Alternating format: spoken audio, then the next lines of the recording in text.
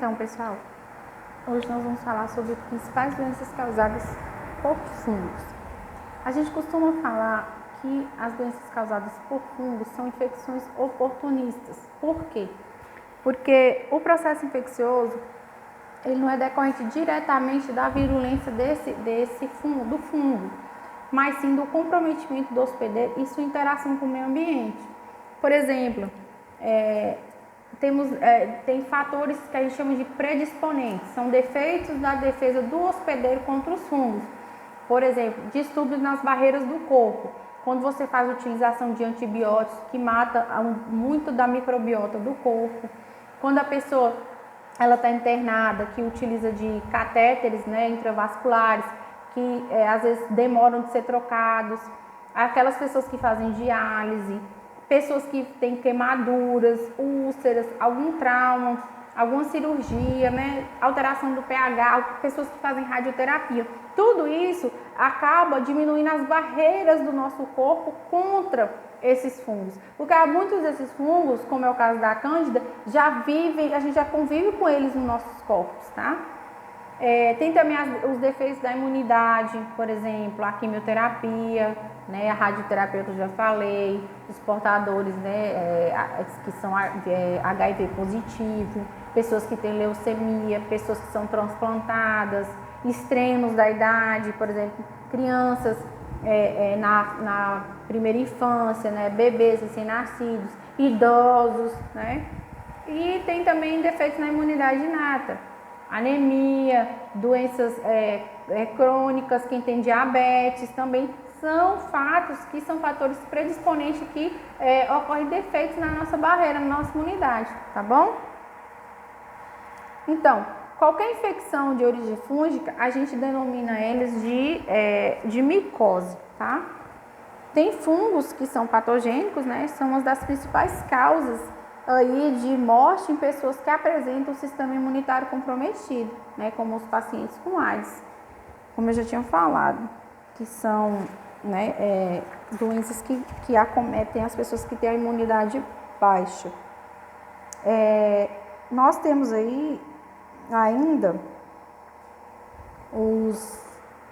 elas são classificadas, essas micoses, são classificadas de acordo com o grau de desenvolvimento do tecido, e o jeito, o modo de entrada no hospedeiro, podendo ser destacadas aí como superficiais, cutâneas, subcutâneas, sistêmicas e oportunistas, tá? Muitos fungos, eles vivem na nossa pele e nas nossas mucosas sem causar danos. Só que em certas circunstâncias, porém, os fungos eles podem se reproduzir rapidamente e provocar infecções que são as conhecidas micoses. Igual eu falei, o uso abusivo de antibióticos, o calor, o acúmulo de suor, ou de umidade são fatores que favorecem a instalação das micoses. As micoses superficiais, elas tem algumas, como a Tinea nigra, que é uma micose superficial benigna, É uma doença de pele que é causada pelo fungo, Horta Wernicke ou Esopiala Wernicke ou Piedrahia horta, Geralmente essa doença ocorre em regiões tropicais, acometendo ambos os sexos e pode ser observada em todas as idades, tá? O ambiente, o habitat, geralmente é o ambiente marinho, solo e humus, você encontra esse fungo. Nota-se o aparecimento de nódulos enegrecidos que tem consistência endurecida e bem aderente. Geralmente ocorre mais em cabelos na região frontal, entretanto também pode acometer a barba, bigode e pelos da região pubiana. O diagnóstico é feito através do exame micológico, direto do pelo parasitado, que pode fechar o diagnóstico, A espécie fúngica ela pode ser determinada pelo meio da cultura de fungos. Você coleta, vocês lembram que eu mostrei na primeira aula as placas de Petri, lá que Robert Koch fez os isolamentos? Então, da mesma forma a gente faz hoje. Pega o fio de cabelo com possível né, fungo, e aí coloca naquele meio de cultura e aí ele vai crescer. Aí você vai fazer o exame, né, o exame através do microscópio para ver se realmente aquelas estruturas são desse fungo. O tratamento ele pode ser feito por meio do corte do cabelo com a retirada dos nódulos, né, e utilizando a pomada de Whitfield e derivados azólicos. Eu coloquei aqui uma imagem, tá vendo? Na palma da mão, aqui a pomada. E aqui são as pedras, né? Que também são micoses superficiais benignas dos pelos, né? Que é dividida em pedra preta e pedra branca, tá? Geralmente a pedra preta ela prefere clima tropical, né? Como da região amazônica, onde é conhecida como quirana. O habitat, né, é o solo das águas dos rios, dos lagos, e a pedra branca ela prefere o clima temperado, né? E o habitat é relacionado com a microbiota, você encontra tanto na microbiota da pele humana, quanto no solo, água de lagos, né, e em pelos de animais domésticos. A pedra preta, ela apresenta nódulos pretos castanhos nos pelos do corpo, de preferência no cabelo. Já a pedra branca, ela apresenta nódulos, né, de consistência mucilaginosa, branco-amarelado, que são aderidos na região genital de adultos e no cabelo de crianças do sexo feminino. O diagnóstico também é feito laboratorial, como eu já tinha falado, né, o exame direto. Você pega os cabelos e coloca, né, na placa de Petri e depois faz a análise para ver se as estruturas que cresceram ali é desse fungo. A mesma coisa para a pedra branca. E o tratamento das duas pedras é a remoção máxima do pelo, né, ou do cabelo infectado, você tem que realmente cortar, e o uso de clotrimazol. Tá vendo aqui? Esses pequenos nódulos são indicações de colônias desse fungo, tá vendo? Que são aderidos no cabelo. Aqui já é através de microscopia óptica, tá vendo? O nódulo do fungo. E aqui é uma criança apresentando, né, a prieda. Essa doença, gente, a pitiríase vesicolo é uma micose, né, superficial que é causada pelo fungo do gênero Malassezia, né, que são leveduras que habitam o folículo piloso sem causar doença, né. Ela é uma doença comum que atinge os adultos e excepcionalmente as crianças antes da puberdade. Ela não é tão transmissível como as outras micoses superficiais, sendo mais comum em épocas quentes e úmidas, né? As lesões tornam-se mais evidentes após a exposição ao sol, em decorrência de um contraste de cores, pois o local parasitado ele não se bronzeia. Então, quando você se expõe ao sol, as manchas continuam esbranquiçadas e você, né, bronzeia o restante da pele. Também é conhecida popularmente como pano branco.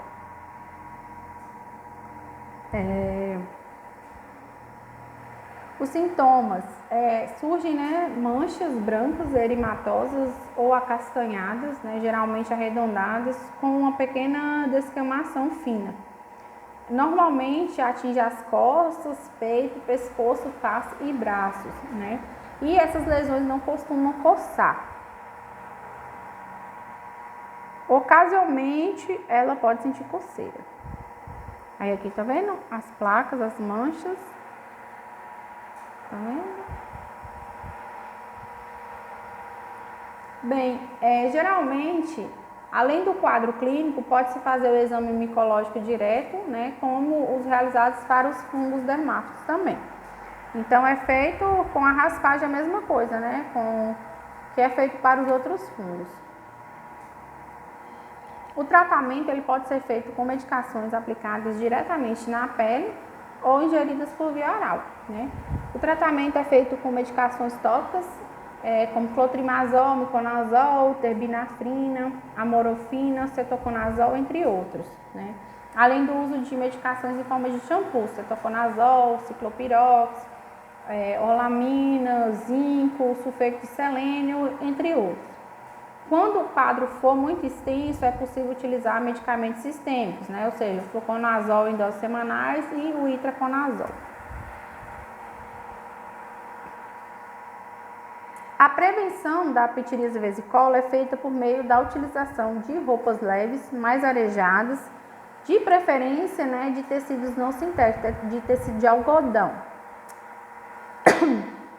Após o tratamento, é necessário deixar, né, planejar o uso de medicamentos para evitar que a micose retorne, que você tenha uma recidiva. E a manutenção pode ser feita com medicamentos tópicos, com as pomadas, né, ou sistêmicos, que são os comprimidos. Nós temos aí também as micoses cutâneas, que são doenças causadas por fungos que atingem geralmente, que denominados dermatófilos, né, que acometem a pele, os pelos, as unhas e as características e a sua afinidade pela queratina que são presentes nesses locais, tá? Os agentes etiológicos são dermatófilos do gênero Trichophyton, Microsporum e Epidermopton. São doenças comuns, né, frequentes em crianças e adultos, acometendo a maioria dos idosos. A transmissão ocorre por contato pessoal com animais, né, cães, gatos ou com a terra. E o agente mais comum é o Trichophyton, né, rubro, que causa lesões nas unhas, pés e nas virilhas. O Microsporum canis, que parasita animais como o gato, que pode ser portador assintomático, né, ou seja, não apresenta sinais da doença, ou o cão, que em geral apresenta lesões com queda de pelo. Pode causar lesões, né, na pele do corpo humano. Pode atingir qualquer local do corpo, né, inclusive cabelos e unhas. As doenças recebem nomes de acordo com a área do corpo, que atingem a tinha do corpo, tinha do pé, tinha do couro cabeludo, onicomicose, que é as unhas, e a tinha inguinal, que é nas virilhas, tá? No corpo, né, a tinha do corpo, ela caracteriza-se por lesões com bordas bem definidas, avermelhadas, né, eritematosas, descamativas, né, que ficam descascando, em forma anular, né, que lembram um anel, e que normalmente coçam, e podem ser únicas ou múltiplas. A tinha do pé, ela é muito comum entre os indivíduos que utilizam sapatos fechados, né, com aumento da transpiração do pé. Pode ocorrer com lesões agudas, né, no vão dos dedos, caracterizada pelo mau cheiro, maceração, né, a queratina ela se torna esbranquiçada e muita coceira. Pode ocorrer também de forma crônica com a descamação seca dos pés. Quando atinge o couro cabeludo, a tinha do couro cabeludo, ela normalmente apresenta queda de cabelo e descamação na área sem cabelos, né, ou seja, alopécia. Essa forma é comum nas crianças. Já nas unhas, as onicomicoses, inicialmente há descolamento, né, de parte da unha e evolui com o engrossamento da lâmina unguial. Ela fica amarelada, né, com aspecto bem poroso, parecendo que a unha está mais grossa. Já nas virilhas ou nas coxas, podem ser atingidas principalmente nos homens, né? Em geral ocorre nos meses mais quentes, com o uso de roupas mais justas, né, e umidade no local. A lesão também nela é eritematosa e descamativa, com muita coceira no local. Existe ainda uma forma particular dessas dermafitoses, no qual o fungo ele se instala profundamente, provocando a foliculite, e chamada de granuloma tricofítico, né? Clinicamente, a lesão ela também é papulosa, né? E fica localizada nas extremidades ou na face. Além do quadro clínico, né, o diagnóstico ele pode se fazer o exame micológico, né, faz a raspagem da borda das lesões, né, com a lâmina de vidro ou com a lâmina mesmo do bisturi, coloca o material raspado numa lâmina de vidro, né, pinga-se as gotas de solução de hidróxido de potássio e cobre a lâmina e visualiza no microscópio. Depois de uma hora, né, através do microscópio, a gente olha as estruturas do fungo. Essa cultura desses fungos permite determinar qual é a espécie do fungo, né? Esse exame ele é realizado com as escamas da pele, que devem ser colocadas em um meio especial e observadas durante pelo menos 4 semanas. O tratamento, geralmente, é feito com medicações tópicas, né, com pomadas, né? A mesma coisa, clotrimazol, miconazol, terbinafina, cetoconazol, entre outros. E quando o quadro, né, for muito extenso, ou quando houver tinha do couro cabeludo, é preciso utilizar medicamentos sistêmicos, como fluconazol, itraconazol, terbinana.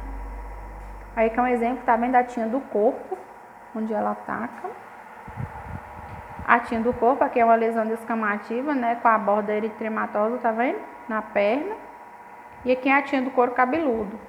No local onde ele vai caindo, tá vendo? A pessoa costuma ficar careca. E aqui é a tinha da face. Tá vendo como a lesão descama? E aqui é um exame micológico, tá vendo? A gente vê a estrutura do fungo, ó. E agora nós vamos passar para a frieira. Agora nós vamos passar para a frieira, né? Ou mais conhecida como pé de atleta. A frieira ela é mais comum infecção de pele por fungos, né? Que se caracteriza pelo aparecimento de bolhas e rachaduras, especialmente na pele entre os dedos dos pés, e muita coceira e ardor na região afetada, tá?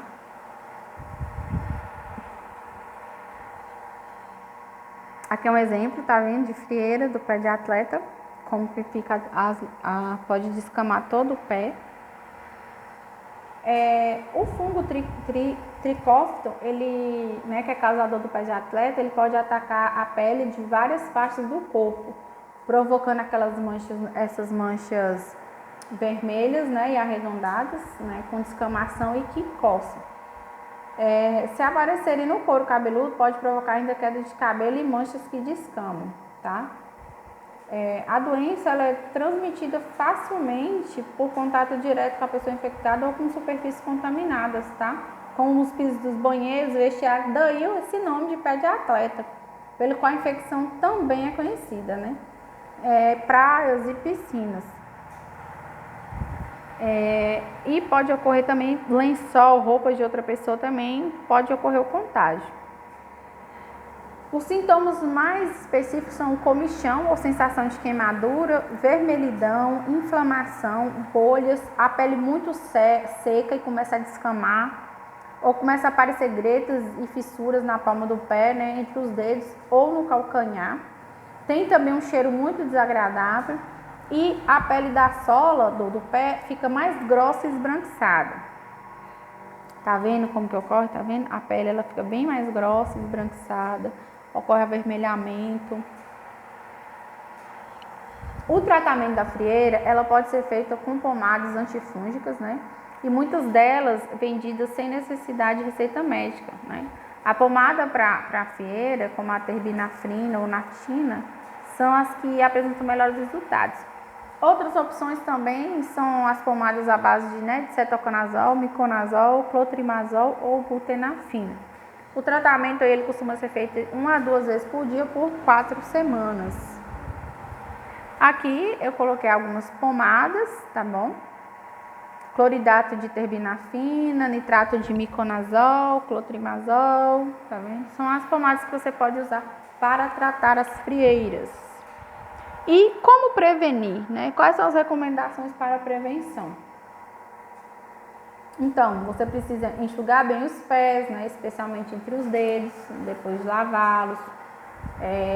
Usar, se necessário, um secador de cabelo ou outra toalha limpa e seca, só para os pés. Em certos casos, colocar algodão entre os dedos dos pés, né? Ajuda a mantê-los secos. E esse algodão deve ser trocado com frequência. Não usar meias, né, de tecido sintético que não absorve o suor, né, e mantém a pele úmida. Proteger os pés em locais públicos, né? Fazer a higiene diária, né? Sempre lavar os pés com sabonete pH neutro, secar bem, optar por meios de fibras naturais. Escolher os calçados leves e ventilados, alternar o calçado, sempre ter 2 pares, quando você trabalha numa empresa. Você, cada dia da semana você vai com um e vai alternando para evitar, né, que o fungo se prolifere. Não partilhar calçados, meias e toalhas, né, para evitar o contato com material que possa estar infectado. Se tiver pé de atleta, sempre lavar as meias e as toalhas em água o mais quente possível, tá? E agora eu vou passar para a candidíase. Pessoal, a candidíase. Pessoal, A maioria das pessoas associa o termo candidíase apenas à infecção vaginal pelo fungo cândida, né? Apesar da candidíase vaginal, também conhecida como monilíase vaginal ou vulvovaginite por cândida, ser a forma mais comum de candidíase, ela está longe, né, de ser a única. Candidíase, né, é o nome que a gente dá a qualquer infecção fúngica causada pelas várias espécies do fungo cândida. Eu coloquei aqui para vocês alguns agentes, tem a Candida albicans, a Candida tropicalis, Candida pseudotropicalis, Candida guillemondiae, e entre outras. Uma candidíase ela pode se manifestar de várias formas, desde infecções superficiais na pele e mucosas, como são os casos da candidíase vaginal, da candidíase oral, que é o conhecido sapinho, a candidíase peniana, né, ou intertrigo, que é a micose nas dobras da pele, até infecções graves em órgãos internos, né, como na candidíase do esôfago, a candidíase das vias urinárias ou nos casos de pneumonia ou meningite por cândida. A cândida é um gênero de fungos que possui dezenas de espécies, como eu coloquei para vocês. Muitas delas são capazes, né, de provocar quadros de micose nos seres humanos. No entanto, na imensa maioria das vezes, né, que um paciente chega a desenvolver alguma infecção pelo fungo cândida, a espécie responsável é a Candida albicans, tá?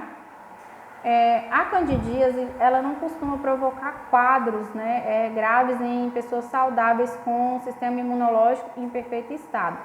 Nesses casos, a candidíase ela costuma ser superficial, como nas monilíases da pele, boca ou vagina. Todavia, né, em idosos ou em pacientes com doenças graves ou indivíduos imunossuprimidos, como os aidéticos, as pessoas que possuem diabetes, o fungo cândida ele pode vencer a resistência desse sistema imunológico, né, e atingir órgãos internos e provocar grave infecção generalizada, que é a chamada candidíase disseminada ou a candidíase evasiva, tá? O habitat natural dela é a natureza, né, o solo, água, frutas, vegetais, a biota normal da orofaringe, né, o trato gastrointestinal, a vagina e pelos de animais, né, de homens. O reservatório, né, também é o homem. A distribuição geográfica dela é cosmopolita, ou seja, qualquer lugar que você for vai ter cândida, tá? E ele é o quarto patógeno em infecções hospitalares, então ocorre com muita frequência em pessoas hospitalizadas, pessoas que ficam muito tempo internadas. A candidíase oral ocorre em 90% dos pacientes com AIDS e a candidíase vaginal ocorre em 75% das mulheres em idade fértil.